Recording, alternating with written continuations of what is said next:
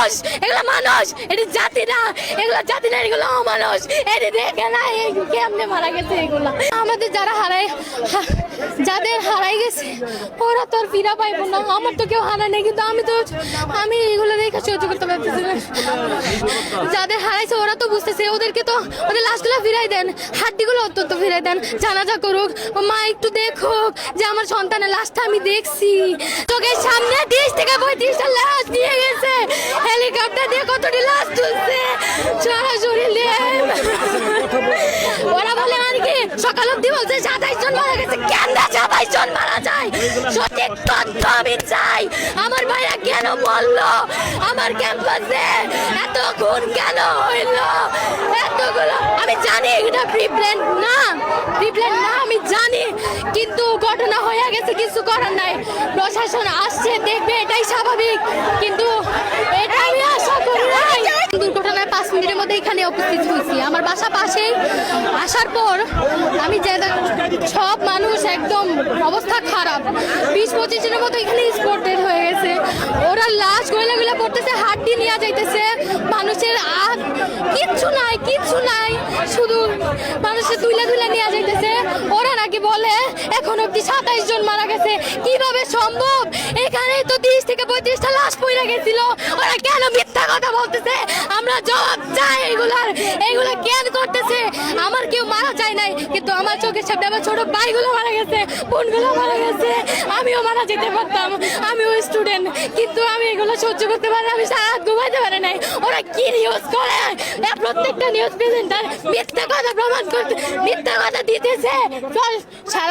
কালকে রাত 12টা অবধি আমি কলেজে দাঁড়ানো, রাত 12টা পর্যন্ত শুধু পুলিশরাই এখানে ছিল, আর কিছু অভিভাবক ছিল, আর হোস্টেলে পোলাপাইন আমরা ছিলাম।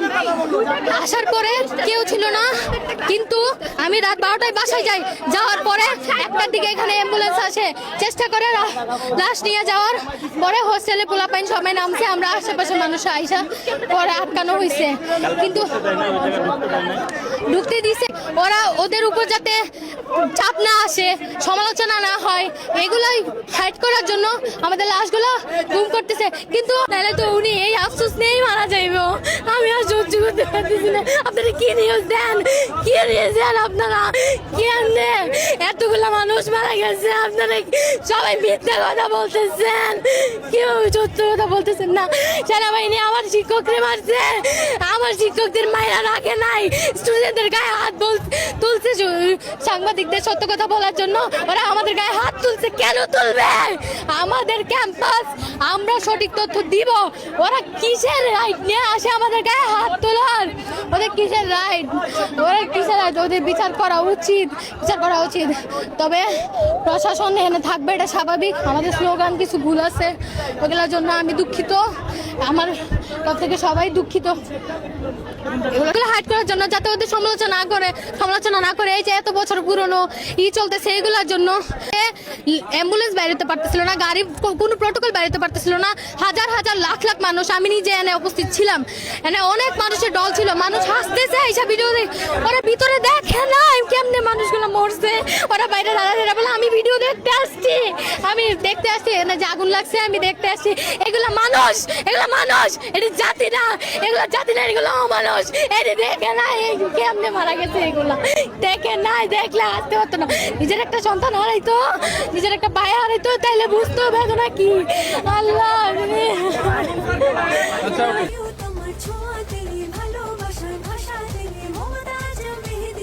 মমতাজ রেড গোল্ড মেহেদি, মানে প্রিয়জন প্রিয়তমার।